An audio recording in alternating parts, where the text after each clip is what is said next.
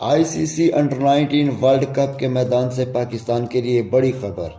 قومی junior team نے میزبان زمبابوے کو عبرتناک شکست دے کر ایونٹ کے اگلے مرحلے کے لیے کوالیفائی کر لیا ہے۔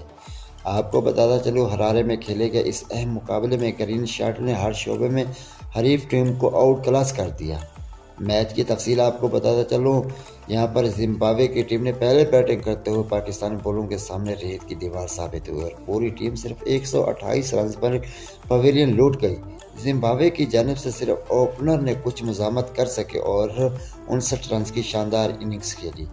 تاہم پاکستان کی جانب سے علی رضا نے تباہ کن بولنگ کا مظاہرہ کرتے ہوئے 3 شکار کیے اور ان کے ساتھ دیتے ہوئے عبدالسبحان اور محمد سیام اور مومن قمر نے بھی 2 کھلاڑیوں کو آؤٹ کر کے زمبابوے کی بیٹنگ لائن کی کمر توڑ دی۔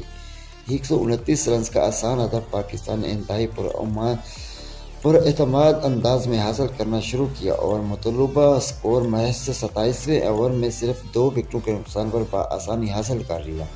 اس شاندار فتح کے ساتھ پاکستان نے ورلڈ کپ کے اگلے مرحلے میں اپنی جگہ پکی کر لی اور نوجوان کھلاڑیوں کے حوصلے بلند نظر آ رہے ہیں۔ کرکٹ شائقین اس کامیابی کو ورلڈ کپ کی ٹرافی جیتنے کی جانب سے ایک اہم قدم قرار دے رہے ہیں۔